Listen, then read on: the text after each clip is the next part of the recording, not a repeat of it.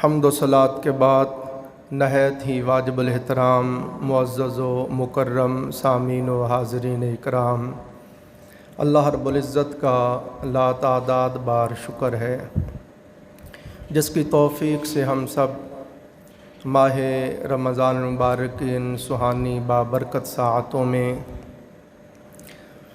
شہروں میں سب سے بہترین جگہ اللہ رب العزت کے گھر میں سید الایام دنوں کے سردار دن جمعۃ المبارک کے دن نماز جمعہ کے لیے حاضر ہیں۔ اللہ پاک ہماری حاضری کو اپنی بارگاہ اقدس میں قبول فرمائے۔ اس حاضری کو اللہ پاک ہم سب کے لیے ذریعہ نجات کفارہ سیئات بنائے۔ عزیزان محترم،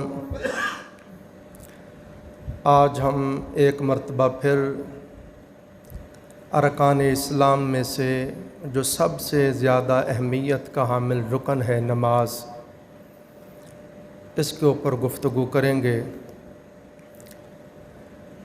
اس کی وجہ یہ ہے کہ آپ کو پتہ ہے رمضان مبارک کی یہ برکت ہے کہ پورا سال جن کو توفیق نہیں ہوتی اس ماہ مبارک میں وہ بھی مسجد میں آ جاتے ہیں، نماز کے لیے نہ آئیں، نماز جمعہ کے لیے آ جاتے ہیں۔ تو یہ خاص پیغام ہے۔ علامہ نے کہا اگرچہ انداز بیاں کچھ شوق نہیں، شاید کہ اتر جائے تیرے دل میں میری بات۔ آپ کے سامنے آپ اس کے گواہ ہیں، شب معراج النبی صلی اللہ علیہ وآلہ وسلم، اس پر میں نے 1.5-2 گھنٹے گفتگو کی اور یہ بات سمجھانے کی کوشش کی کہ نماز یہ وہ تحفہ ہے جو رب ذوالجلال نے اپنے محبوب کے ہاتھ ہمارے لیے بھیجا ہے۔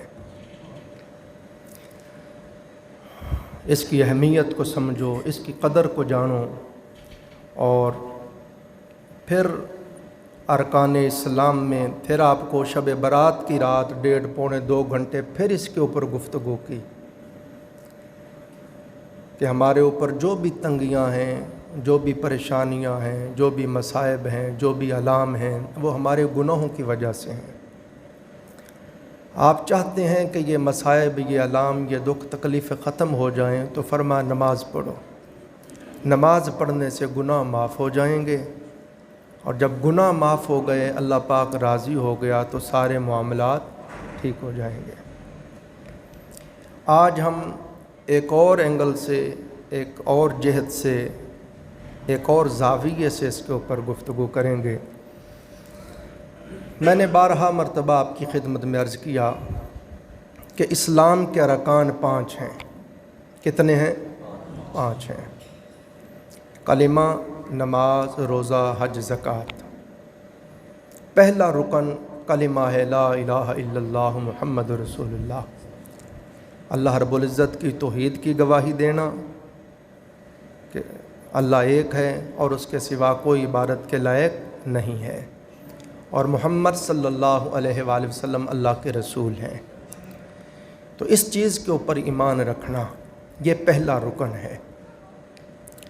میں نے بارہا مرتبہ اس پہ بات کی، کلمہ شریف پڑھنے سے بندے کے گناہ معاف ہوتے ہیں، دل کے زنگار اترتے ہیں، دل کی سیاہیاں ختم ہوتی ہیں، لطائف کھلتے ہیں، مدارج بلند ہوتے ہیں، اللہ کا تقرب ملتا ہے، اللہ کی رضا نصیب ہوتی ہے۔ ساری باتوں کے باوجود فرض ساری زندگی میں صرف ایک بار کلمہ پاک پڑھنا ہے۔ جس نے ایک بار پڑھ لیا لا الہ الا اللہ محمد رسول اللہ، فرض پورا ہو گیا۔ اس کے بعد آپ روزے لے لیں تو یہ سارا سال میں 1 مہینہ فرض ہیں، اور ہر بندے پر فرض نہیں ہے، جو تندرست ہو، جو مقیم ہو۔ مسافر پر بھی روزہ نہیں، گھر آ جائے تو رکھے، جو رہ جائیں قضائی دے۔ بیمار پر بھی روزہ نہیں، تندرست ہو جائے، بسم اللہ، تندرست ہو جائے تو روزے رکھے، جو رہ گئے ان کی قضائی دے۔ اور سال میں صرف 1 مہینہ ہے، سال میں صرف 1 مہینہ روزے فرض ہیں۔ اس کے بعد زکوٰۃ لے لیں تو زکوٰۃ بھی ہر بندے پر فرض نہیں، صاحب نصاب آدمی پر فرض ہے، جس کے پاس 7.5 تولے سونا ہے یا اتنے پیسے ہیں جن سے 7.5 تولے سونا خریدا جا سکے، یا کچھ سونا ہے، کچھ پیسے ہیں، کچھ مال تجارت ہے، یہ ساری چیزیں ملا کے اگر وہ اتنی مالیت کا مالک ہو جاتا ہے اور اتنے مال کا وہ پورا سال مالک رہتا ہے، تو پھر اس کے اوپر اس کا 40واں حصہ زکوٰۃ فرض ہے، سال میں ایک بار۔ کس پر ہے؟ صاحب مال پر ہے، ہر بندے پر زکوٰۃ فرض نہیں ہے۔ اس کے بعد حج ہے، تو حج بھی ہر بندے پر فرض نہیں ہے، صرف صاحب مال، صاحب استطاعت بندے پر حج ہے، جس کے پاس اپنی حاجت اصلیہ کے بعد کوئی 8-10 لاکھ روپیہ ہے تو اس کے اوپر حج فرض ہے، اور ساری زندگی میں صرف ایک بار حج کرنا فرض ہے۔ یہ میں نے تمام جو ارکان اسلام ہیں ان کا آپ کے سامنے تجزیہ کر دیا۔ اب صرف ایک رکن رہ گیا جس کو نماز کہتے ہیں۔ نماز ہر روز ہر مسلمان عاقل بالغ مرد عورت پر 5 وقتہ فرض ہے، اور کسی صورت بھی معاف نہیں۔ آپ کھڑے ہو کے نہیں پڑھ سکتے، بیٹھ کے پڑھیں، بیٹھ کے بھی نہیں پڑھا جاتا، لیٹ کر اشاروں سے پڑھیں، اشاروں سے بھی نہیں پڑھ سکتے، اتنے زیادہ آپ بیمار ہو گئے ہیں، غشی کے دورے پڑ رہے ہیں، بے ہوش ہو گئے ہیں، عقل نے کام کرنا چھوڑ، پھر معافی ہے۔ اگر تندرست ہو جائیں تو ان دنوں کی قضائی دے لیں، اگر ایسے موت ہو گئی تو ان دنوں کا حساب نہیں ہوگا۔ اب آپ دیکھیں یہ نماز کتنی اہمیت کی حامل ہے۔ پھر نماز جو ہے یہ خالص عبادت بدنی ہے، اس میں نیابت جاری نہیں ہو سکتی کہ آپ مالدار ہیں، کروڑوں پتی اربوں پتی ہیں، آپ کہیں کہ میں ایک ملازم رکھ لیتا ہوں، اس کو 20-30 ہزار روپیہ تنخواہ دیتا رہوں گا اور میرے حصے کی وہ نماز پڑھتا رہے گا، نہیں ہو سکتا۔ اللہ نے فرمایا میرے بندے یہ میرا حق ہے، جتنا مرضی تو بڑا مالدار ہے، یہ میرا حق ہے کہ تو اپنی جبین نیاز میرے حضور جھکایا کر۔ تو دوستو پھر میں نے آپ کی خدمت میں عرض کیا، اس کی اہمیت کا اندازہ آپ اس سے بھی لگائیں کہ جتنے بھی احکام رب کائنات کی طرف سے ہمارے اوپر فرض ہوئے، وہ روزے ہوں، وہ زکوٰۃ ہو، وہ حج ہو، وہ جہاد ہو، سب کا حکم زمین پر نازل ہو گیا۔ جبرائیل علیہ السلام وحی لے کے آئے، آرڈر ہو گیا کہ جہاد کا حکم آ گیا، حج کا حکم آ گیا، زکوٰۃ کا حکم آ گیا۔ مگر نماز اتنی عظیم عبادت ہے کہ جب رب نے دینا چاہی تو محبوب کو سوئے لامکاں بلایا، عرش پہ بلایا، اپنے سامنے بٹھایا، پردے اٹھا کے اپنے مکھڑے کا دیدار کروایا، اور آتے ہوئے محبوب کی امت کے لیے تحفے کے طور پہ نماز کو دے کے بھیجا۔ وہ کتنا محروم، بد نصیب، بدبخت، شقی آدمی ہے جس کو نہ رب کے اس تحفے کا حیا ہے اور نہ سرور دو جہاں صلی اللہ علیہ وسلم کی شفقتوں کا حیا ہے۔ دوستو پھر اس طرح سے بھی علماء بیان کرتے ہیں کہ آپ دیکھیں نماز جو ہے یہ تمام ملائکہ کی عبادتوں کا مجموعہ ہے۔ کوئی فرشتہ جب سے پیدا ہوا قیام میں ہے، کوئی رکوع میں ہے، کوئی سجود میں ہے، کوئی قعود میں ہے، کوئی تسبیح، کوئی تحلیل، کوئی تحمید کر رہا ہے، کوئی حمد کر رہا ہے، کوئی ثنا کر رہا ہے، مگر اللہ رب العزت نے جو نماز بنائی وہ ساری عبادات کا مجموعہ ہے۔ یعنی فرشتوں کا قیام بھی لے آئے، کئی فرشتوں کا رکوع لے آئے، کئیوں کا سجدہ لے آئے، کئیوں کا قعدہ لے آئے، کئیوں کا سارے فرشتوں کی عبادات کو جمع کر کے نماز بنا دی اور وہ ہمیں دے دی، اور ہم پڑھو۔ جب ہم پڑھنے لگے تو فرمایا فرشتوں میرا بندہ تم سے افضل ہے، تم کوئی صرف قیام کرتے ہو، کوئی صرف رکوع کرتے ہو، کوئی صرف سجود کرتے ہو، کوئی صرف قعود کرتے ہو، میرے بندے کو دیکھو یہ سارا کچھ کرتا ہے۔ پھر ساری مخلوقات اللہ کی عبادت کرتی ہے، درخت قیام میں کھڑے ہیں، بکریاں، گائیں، بھینسیں، اونٹ یہ رکوع میں ہیں، چونٹیاں حشرات الارض یہ سجدے میں ہیں ماشاءاللہ، اور مینڈک وغیرہ یہ قعدے میں ہیں، مینڈک وغیرہ یہ قعدے میں ہیں۔ تو اللہ رب العزت نے یہ ساری مخلوق کی عبادات کو جمع کیا، درختوں کے قیام کو لے لیا، بکریوں، بھینسوں، گاؤں وغیرہ ان کے رکوع کو لے لیا، چونٹیوں، کیڑے مکوڑے ان کے سجدے کو لے لیا، مینڈک کے قعدے کو لے لیا، ساری عبادتوں کو اکٹھا کر کے نماز بنا دی۔ اور انسان کو کہا پڑھ، جب پڑھا تو فرمایا تو اشرف المخلوقات ہو گیا ہے۔ تو دوستو یہ دیکھیں ایک طریقہ تو ایک جہت تو یہ ہے نماز کی اہمیت کی۔ اب آپ دیکھیں اللہ رب العزت نے کلام پاک میں ارشاد فرمایا اقیم الصلاۃ، نماز قائم کرو، ولا تکونوا من المشرکین، اور مشرکوں میں سے نہ ہو جاؤ۔ یہ دیکھیں قرآن پاک پڑھ رہا ہوں، یہ کوئی حدیث بھی نہیں ہے، کوئی تفسیر کی بات بھی نہیں ہے، اللہ تعالیٰ نے دو ٹوک فرمایا، نماز پڑھو اور مشرکوں میں سے نہ ہو جاؤ۔ یعنی جو نماز پڑھتا ہے وہی صاحب ایمان ہے، جو دولت نماز سے محروم ہے اس کا ایمان سے کوئی تعلق نہیں ہے۔ نماز نہ پڑھنا یہ مشرکوں کی عادت ہے، مشرکوں کا عمل ہے، مشرکوں کا طریقہ ہے۔ جو صاحب ایمان ہوگا وہ نماز پڑھے گا۔ حدیث پاک میں سرور کائنات صلی اللہ علیہ وسلم نے فرمایا الفرق بین العبد و بین الکفر ترک الصلاۃ، فرمایا آقا علیہ الصلوۃ والسلام نے کہ بندہ مومن اور کافر کے درمیان فرق نماز کا ہے، کہ مومن نماز پڑھتا ہے، کافر نماز نہیں پڑھتا۔ تو اگر آپ نماز پڑھتے ہیں تو آپ زمرہ ایمان میں ہیں، اور نہیں پڑھتے ہیں تو آپ خود محاسبہ کریں، سوچیں کہ آپ کس مقام پہ کھڑے ہیں۔ امام احمد بن حنبل، امام دارمی، امام بہقی سب محدثین اپنی سند سے حدیث لائے ہیں، فرماتے ہیں آقا علیہ السلام نے فرمایا بے نمازی قیامت کے دن بے نور ہوگا، بے نمازی کا چہرہ قیامت کے دن تاریک ہوگا، سیاہ ہوگا، نور سے اور روشنی سے محروم ہوگا، ہر کسی کو نظر آئے گا یہ بے نمازی آ رہا ہے۔ اور اس کا عکس کیا ہوا؟ جو نمازی ہوں گے ان کے چہرے منور ہوں گے اور روشن ہوں گے، کھلے ہوئے ہوں گے، متبسم ہوں گے، دیکھنے والے دیکھ کے کہیں گے یہ نمازی آ رہا ہے۔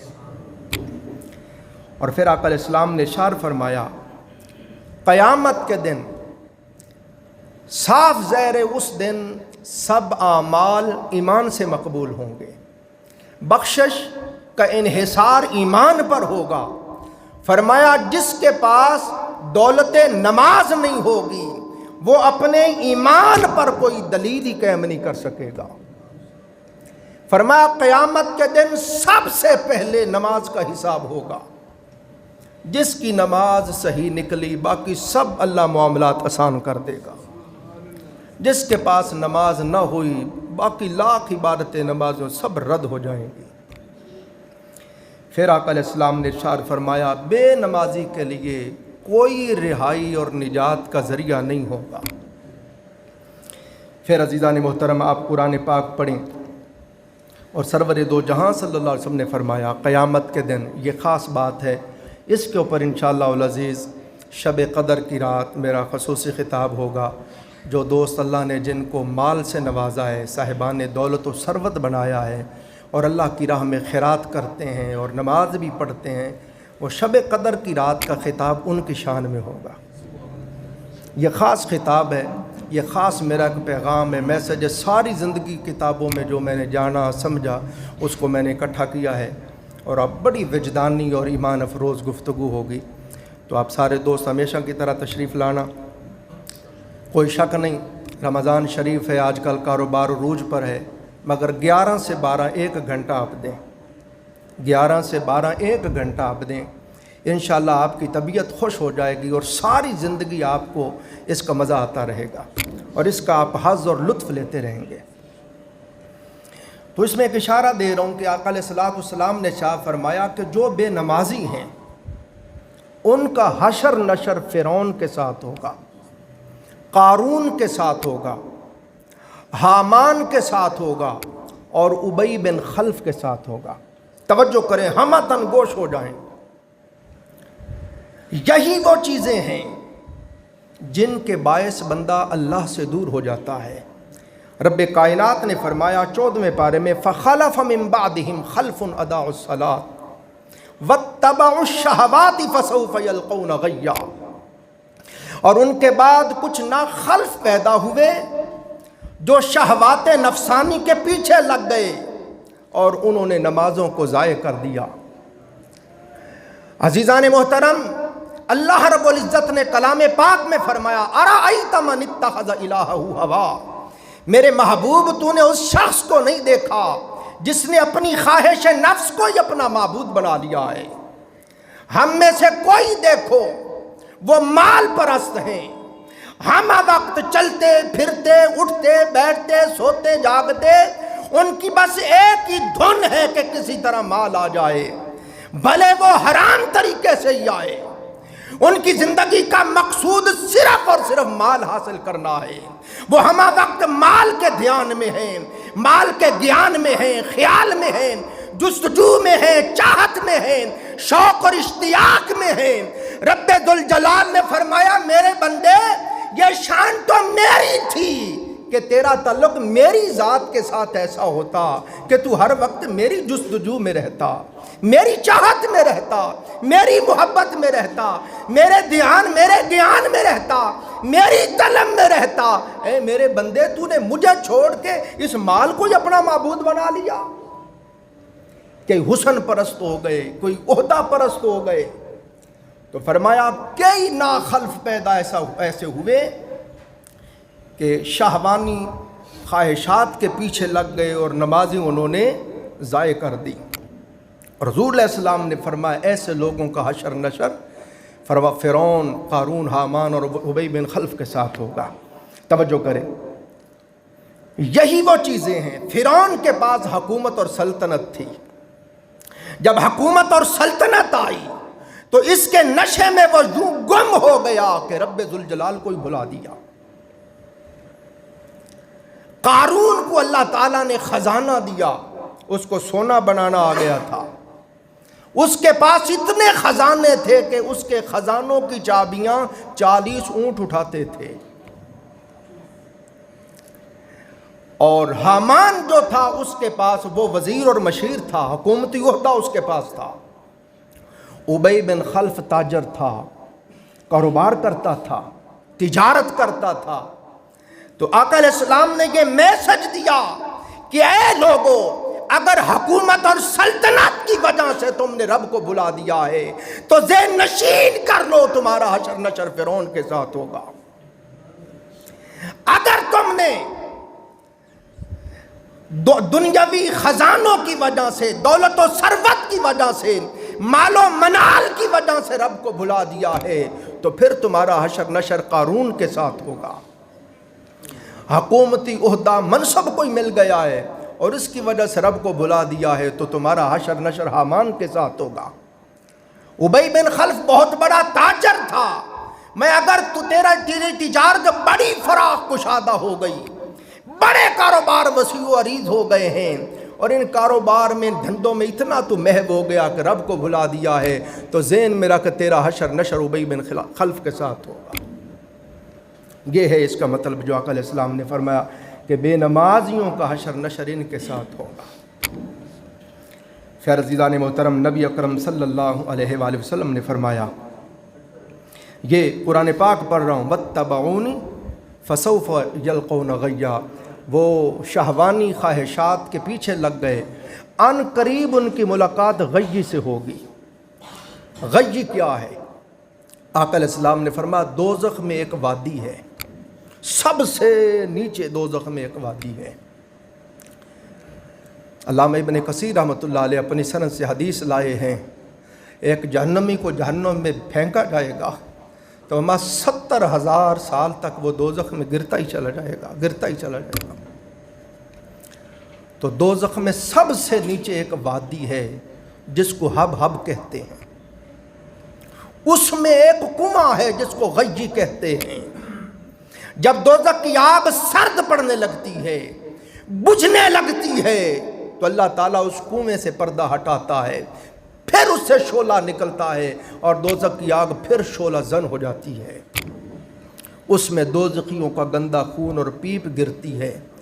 فرمایا جن لوگوں نے اپنی شہوانی خواہشات کو اپنا معبود بنا لیا اور ان کے پیچھے لگ گئے اور نمازیں چھوڑ دیں، ان کا ٹھکانہ وہ سب سے نیچے دوزخ کو، وہ جو کنواں غیّی ہے، ان کا ٹھکانہ وہ ہے. آقا علیہ السلام نے فرمایا وہ جو کنواں ہے اس میں جانے والے کون ہیں؟ بے نمازی ہیں، اس میں جانے والے زانی ہیں، اس میں جانے والے شرابی ہیں، اس میں جانے والے ماں باپ کے نافرمان ہیں. یہ لوگ ہیں جن کو سب سے نیچے دوزخ کے اس کنویں میں پھینکا جائے گا. پھر قرآن پاک بیان کر رہا ہے، سورۃ المدثر پڑھیں، فی جنات یتساءلون عن المجرمین ما سلککم فی سقر. اب تو حدیث بھی نہیں پڑھ رہا، قرآن پاک پڑھ رہا ہوں. اللہ پاک فرماتا ہے جنت میں جب جنتی جنت میں چلے جائیں گے، دوزخی دوزخ میں چلے جائیں گے، جنتی دوزخیوں سے سوال کریں گے تمہیں کس شے نے دوزخ میں ڈالا ہے؟ وہ کہیں گے قالوا لم نک من المصلین، ہم نماز نہیں پڑھتے تھے، ولم نک نطعم المسکین، مسکینوں کو کھانا نہیں کھلاتے تھے. یہ اللہ پاک نے دوزخیوں کی وہ وجوہات بیان کی جن کے باعث وہ دوزخ میں جائیں گے. اور اس سے بھی عجیب بات ہے، یہ سورۃ المدثر آگے پڑھیں، فرمایا جو بے نمازی ہوں گے، جو یتیموں مسکینوں کو کھانا کھلانے والے نہیں ہوں گے، قرآن بیان کر رہا ہے فما تنفعہم شفاعت الشافعین، شفاعت کرنے والوں کی شفاعت ان کو کوئی فائدہ نہیں دے گی. یہ اپنے اپنے دل میں لکھ کے لے جاؤ، گھر میں جا کے اپنی اپنی ڈیری میں لکھ لینا، جا کے قرآن 29واں پارہ سورۃ المدثر پڑھ کے دیکھ لینا. سرور کائنات کی شفاعت کی امید رکھنے والوں، اولیاء اللہ کی شفاعت کی امید رکھنے والوں، اولیاء و صالحین کی شفاعت کی امید رکھنے والوں کہ ان کی شفاعت سے بخشے جائیں گے. رب دو ٹوک فرما رہا ہے ہر گناہگار کو شفاعت نصیب ہوگی، مگر بے نمازیوں کو میری محبوبوں کی شفاعت بھی نصیب نہیں ہوگی. بے نمازیوں کو شفاعت کرنے والوں کی شفاعت کوئی نفع نہیں دے گی. یہ قرآن پاک ہے، یہ تو حدیث بھی نہیں ہے، قرآن پاک پڑھ کے سنا رہا ہوں آپ کو. میرا کام تو آپ کو دوستو پڑھ پڑھ کے سنانا ہے. شب معراج کی رات 2.25 گھنٹے آپ کے سامنے اسی چیز کو سمجھانے کی کوشش کی. شب برات 2.25 گھنٹے اسی بات کو سمجھانے کی کوشش کی، اور 27 سال ہو گئے یہی سبق پڑھا رہا ہوں. آپ نہیں سمجھتے، آپ کی مرضی ہے. حضرت نوح علیہ السلام نے بھی 950 سال تبلیغ کی تھی. اس بندے کو بندہ بنانے کے لیے رب کائنات نے 1.25 لاکھ نبی بھیجے، حتیٰ کہ رب کائنات نے امام الانبیاء حبیب کبریا حضرت محمد مصطفیٰ صلی اللہ علیہ وسلم کو ہماری تربیت کے لیے، ہدایت کے لیے بھیجا، اپنا قرآن عطا فرمایا، کروڑوں اولیاء صالحین تشریف لائے، مگر یہ بندہ نہیں بنتا. دوستو آپ کہیں جی آپ کی زبان میں تاثیر نہیں ہے، جی میں اس سے کوئی انکار نہیں کرتا، میرے پاس نہ وہ علم، نہ وہ عمل، نہ وہ زبان میں تاثیر، نہ وہ چاشنی، مگر بتائیں کہ انبیاء علیہ السلام کی زبان میں بھی چاشنی نہ تھی؟ کہ نوح علیہ السلام پیغمبر خدا 950 سال تک تبلیغ کرتے رہے، صرف 90-91 بندے ایمان لائے 950 سال میں.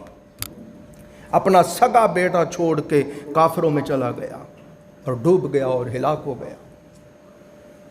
اور سرور کائنات سرکار کی زبان سے بڑھ کر بھی کسی کے پاس علم اور عمل اور زبان میں چاشنی ہو سکتی ہے؟ حضور علیہ السلام نے ابو جہل کو، ابو لہب کو، عتبہ کو، عتیبہ کو، کفار مکہ کو اتنا سمجھایا، قرآن پڑھ پڑھ کے سنایا، معجزات دکھائے، کمالات دکھائے، پھر بھی ایمان نہیں لائے. ایک دن میرے آقا رنجیدہ ہو گئے، میرے آقا مغموم ہو کے رو کے کہنے لگے میرے مولا ان کو اتنا سمجھاتا ہوں پھر بھی یہ نہیں بدلتے، پھر بھی نہیں یہ سنورتے ہیں. اللہ نے فرمایا یا ایھا الرسول بلغ ما انزل الیک من ربک، میرے رسول غم نہ کر، یہ سمجھے نہ سمجھے، بدلے نہ بدلے، تجھے اس کی فکر نہیں ہے، تیرے ذمے جو ہم نے کام لگایا ہے بس وہ کرتا جا، جو ہم نے نازل کیا ہے تو بس ان تک پہنچاتا رہو۔ 27 سال ہو گئے، یہ در و دیوار گواہ ہیں، یہ ہوائیں، یہ فضائیں گواہ ہیں، تمہارے فرشتے گواہ ہیں، تمہارے کان گواہ ہیں، تمہاری آنکھیں گواہ ہیں۔ خدا کی قسم میں نے بڑی جان فشانی کے ساتھ آپ کو سمجھانے کی کوشش کی ہے، میرے اور میرے رب کے درمیان اور تمہارے درمیان یہ اتمام حجت ہے، آپ نہیں بدلتے، آپ کی مرضی ہے، میں اپنے رب کا پیغام دے رہا، قرآن پڑھ کے آپ کو سنا رہا ہوں، آپ کے آگے ہاتھ جوڑتا ہوں، روتا ہوں، منتیں کرتا ہوں، ہر طریقے سے سمجھاتا ہوں، آپ کی مرضی ہے، آپ نہیں سمجھتے، آپ کی مرضی ہے، میرا کام آپ تک پہنچانا ہے، ایمانداری کے ساتھ کتابیں پڑھ کے، تفاسیر پڑھ کے، حدیث پڑھ کے اور لکھ کے، آپ سوچ نہیں سکتے میں کتنی محنت کرتا ہوں اس پر۔ مجھے بھی سارا کچھ آتا ہے، ایسے نعتیں سنا کے چلا جاؤں، شعر سنا کے چلا جاؤں، چٹکلے سنا کے چلا جاؤں، اس پہ تنقید کر کے 20 منٹ گزار کے چلا جاؤں، مگر آپ دیکھتے ہیں جب بھی میں خطاب کرتا ہوں اس کے اوپر محنت کرتا ہوں، کوشش کرتا ہوں کوئی نہ کوئی پیغام دوں، اصلاح ہو، تربیت ہو، ہمارا حال بدلے، معاشرے کی اصلاح ہو، ہم انسان بنیں، ہم ایسے بنیں کہ ہمیں رب کائنات کی رضا نصیب ہو، ہم ایسے بنیں کہ نبیوں کی مجلس میں بیٹھ کے حضور ہم بے فخر کر کے کہیں اے پیارے ابراہیم دیکھو میرے امتی کی یہ نیکی آئی ہے، یہ عمل آیا ہے۔ ہم تو ہر روز حضور کو رنجیدہ کرتے ہیں، نبیوں کی مجلس میں جب ہماری گناہ جاتے ہیں، بدکاریاں جاتی ہیں تو سوچو نبیوں کی مجلس میں میرے آقا پہ کیا بیتتی ہو۔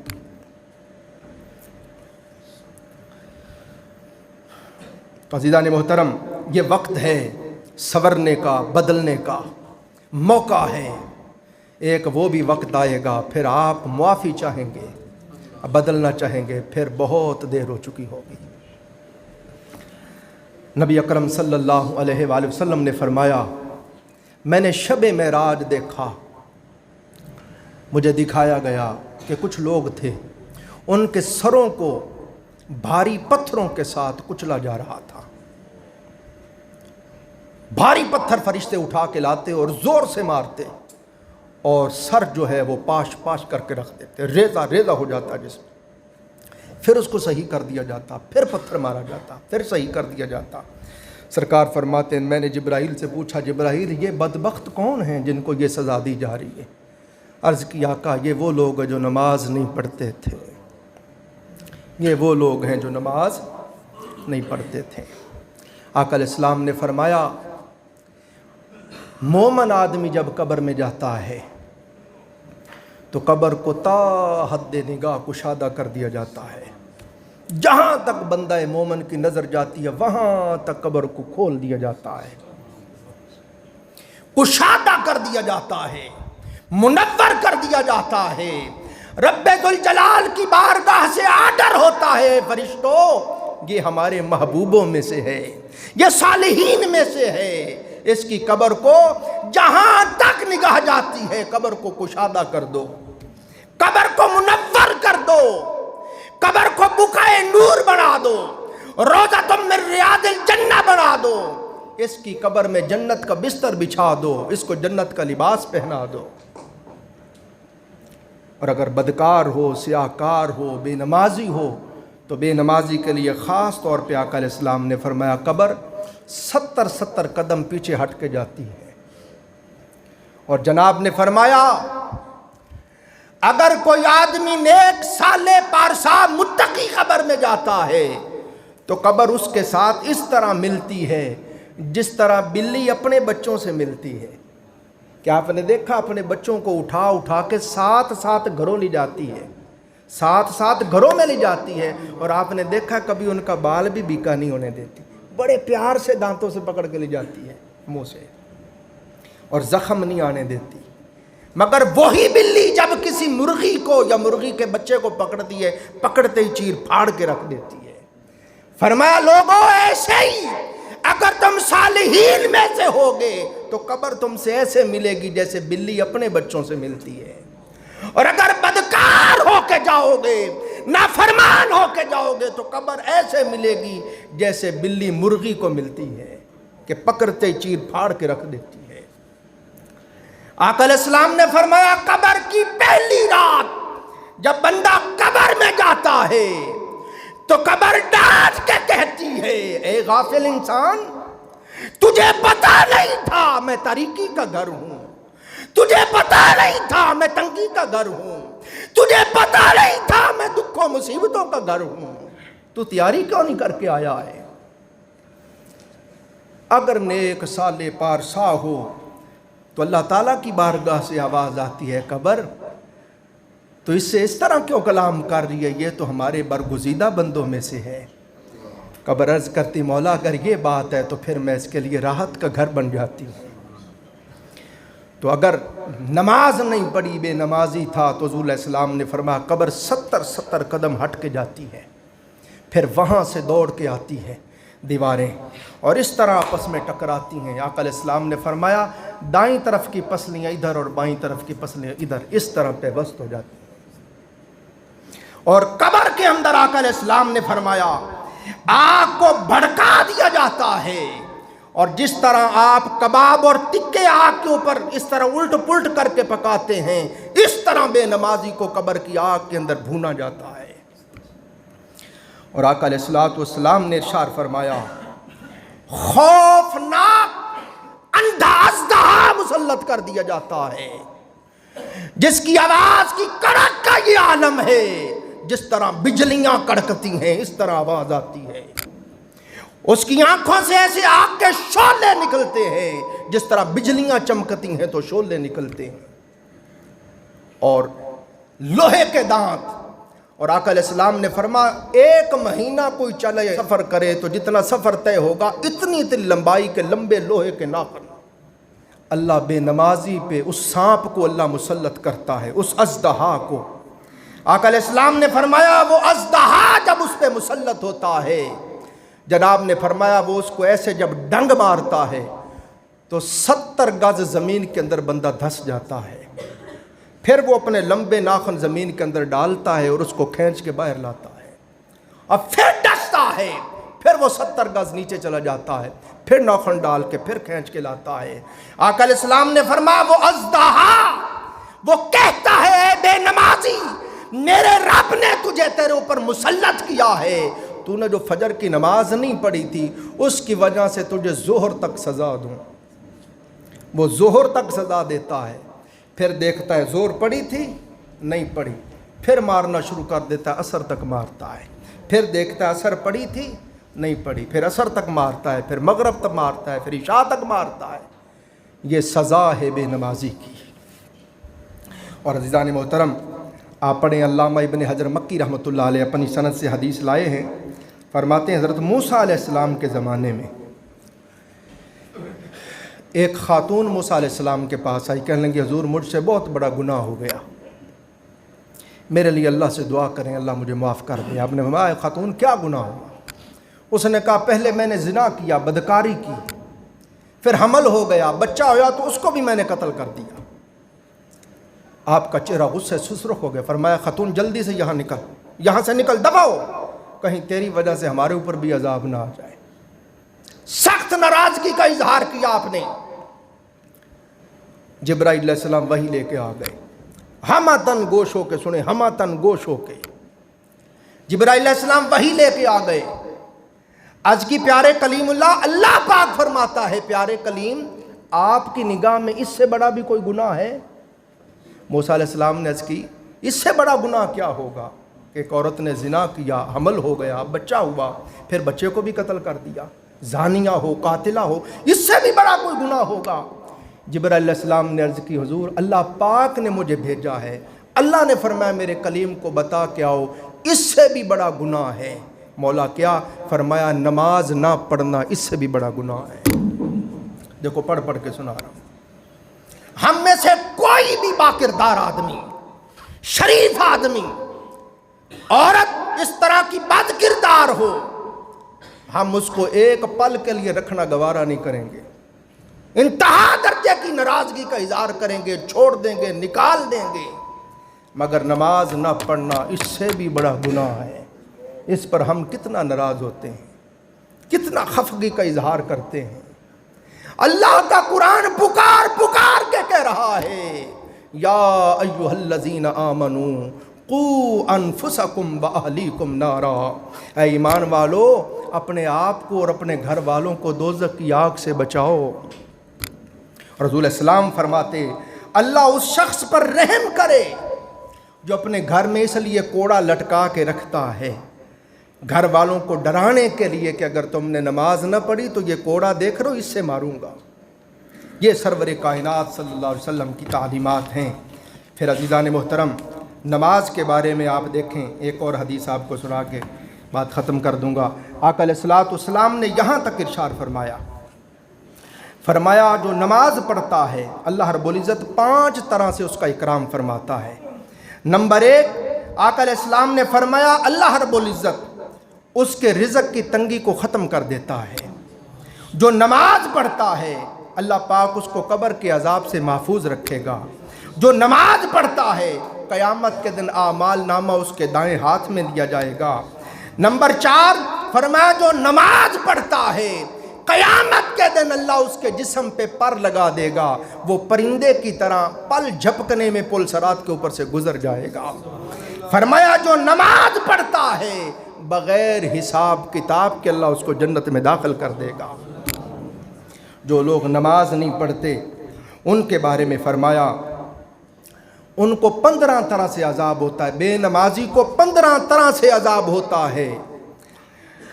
فرمایا 5 طرح سے دنیا میں، 3 طرح سے موت کے وقت، 3 طرح سے قبر میں، 3 طرح قبر سے نکلنے کے بعد۔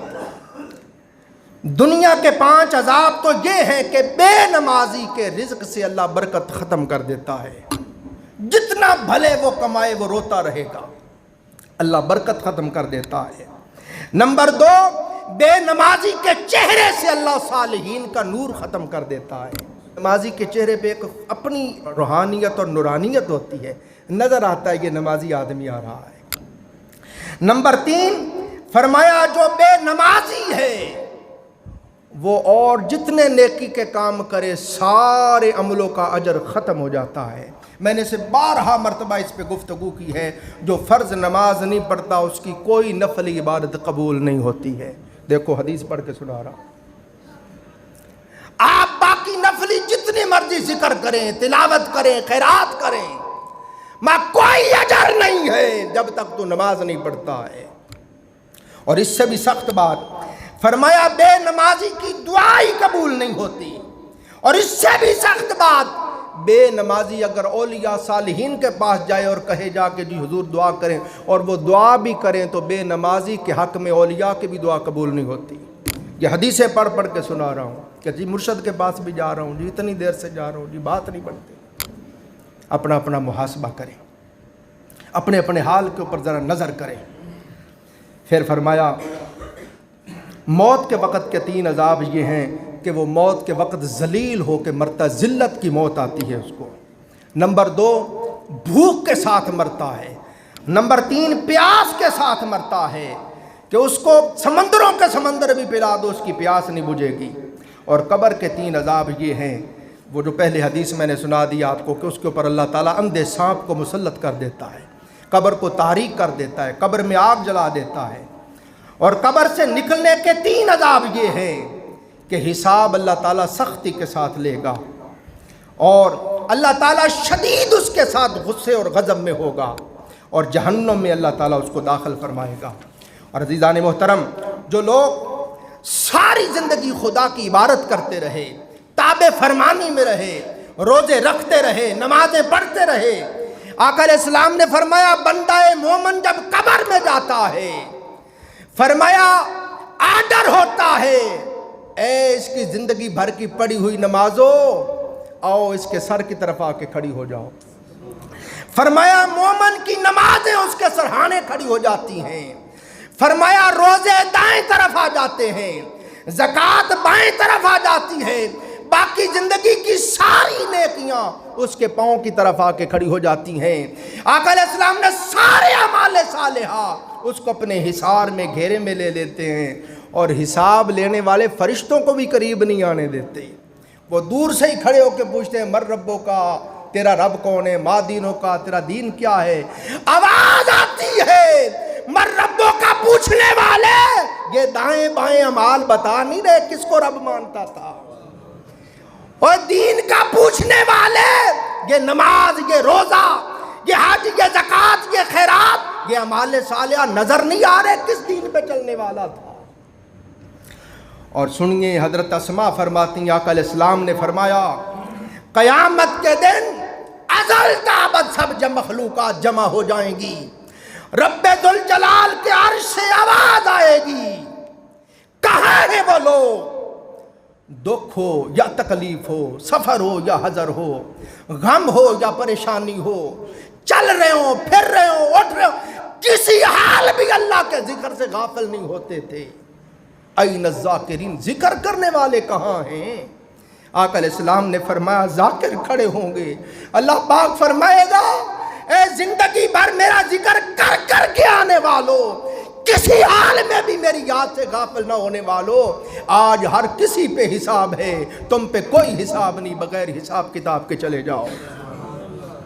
قرآن پڑھ کے سنا رہا ہوں، آقا علیہ السلام نے فرمایا اللہ کے عرش سے آواز آئے گی تتجافا جنوبہم عن المضاجع یدعون ربہم خوفا وطمعا. کہاں ہیں وہ لوگ جن کو رات رب کی بارگاہ کی پیشی کا ڈر سونے نہیں دیتا تھا، بستروں کو لات مار کے کھڑے ہو جاتے، ساری رات مصلوں پہ روتے روتے گزار دیتے تھے، کبھی خوف کی کیفیت، کبھی امید کی کیفیت، اس کے درمیان میں تڑپتے. کہاں ہیں وہ لوگ کھڑے ہوں گے، آرڈر ہوگا تم پر بھی کوئی حساب نہیں، بغیر حساب کتاب کے جنت میں چلے جاؤ. فرمایا آواز آئے گی رجال لا تلہیہم تجارت ولا بیع عن ذکر اللہ. کہاں ہیں وہ لوگ جو خرید و فروخت کرتے ہوتے، لین دین کرتے ہوتے، بظاہراً مشاغل حیات میں ہوتے تھے، مگر اس وقت بھی مجھے بھلاتے نہیں تھے. نماز کا وقت ہو جاتا سارے کام کاج چھوڑ کے دوڑ کے میری بارگاہ میں آ جاتے تھے، اور دکان پہ بھی بیٹھ کے مجھے بھلاتے نہیں تھے، ملاوٹ نہیں کرتے تھے، ڈنڈی نہیں مارتے تھے، کام نہیں تولتے تھے، دھوکہ نہیں دیتے تھے. کہاں ہیں ایسے مردان خدا، کہاں ہیں ایسے صالحین مرد؟ وہ لوگ کھڑے ہوں گے، آواز آئے گی میرے بندو تمہارے لیے آج یہ تکریم ہے کہ آج تم پر بھی کوئی حساب نہیں، بغیر حساب کتاب کے جنت میں چلے جاؤ. عزیزان محترم، یہ میرا پیغام ہے سیدہ کائنات، مخدومہ کائنات، سیدۃ النساء العالمین، جن کی زندگی کا مطالعہ کرو، جن پر خدا کی قسم عبادت کو ناز ہے، تلاوت کو ناز ہے، سخاوت کو ناز ہے، زہد و ورع کو ناز ہے، مخالفت نفس کو ناز ہے. وہ سیدہ کائنات جن کی راتیں یوں بیتتی تھی کہ ایک ایک سجدے میں ساری رات گزر جاتی تھی، چکی چلاتی تو ساتھ تلاوت کلام پاک، مشکیزیں بھرتی تو تلاوت کلام پاک، بچوں کو جھولا دیتی تو لوریاں قرآن کی سناتی. اور جن کی شان کا یہ عالم ہے کہ ذوالنما قیامت کے دن یہ میری ناقہ میری سواری دیکھ لو، اس کے اوپر میری بیٹی فاطمہ کو سوار کر کے لایا جائے گا، اور اللہ کے عرش سے منادی ندا کرے گا اے اہلیان معاشر ادب سے نگاہیں جھکا لو، فاطمہ بنت مصطفیٰ کی سواری آ رہی ہے. رسول اسلام نے فرمایا اللہ فرمائے گا فاطمہ تیری عبادتوں رعایتوں سے ہم خوش ہیں، مانگ کیا مانگتی ہے؟ تو حضور نے فرمایا میری بیٹی فاطمہ عرض کرے گی مولا جو ہمارے گھرانے سے محبت کرتا تھا ان کے حق میں میری شفاعت قبول فرما. آپ کی شفاعت پر محبان اہل بیت کو بخشش کی خیرات نصیب ہوگی. وہ سیدہ کائنات کا وصال ہوا ہے، فرمایا جنازہ بھی رات کی تاریکی میں لے کے جانا کہ کسی غیر محرم کی نظر بھی میرے جنازے پہ نہ پڑ جائے. حضرت ابو ذر غفاری رضی اللہ تعالیٰ عنہ فرماتے ہیں جب لحد میں اتارنے لگے تو میں نے عرض کیا اے قبر دیکھ کر حشر نشر کرنا، دیکھ کے معاملہ کرنا، یہ فاطمہ بنت مصطفیٰ ہے، یہ سرور دو جہاں کی شہزادی ہے۔ تو اندر سے آواز آئی، اے ابو ذر غفاری، یہاں یہ نہیں دیکھا جاتا آنے والا کس کا بیٹا ہے، کس کی بیٹی ہے، کس کا باپ ہے، کس کا بھائی ہے، یہاں تو یہ دیکھا جاتا ہے آنے والا لے کے کیا آیا ہے۔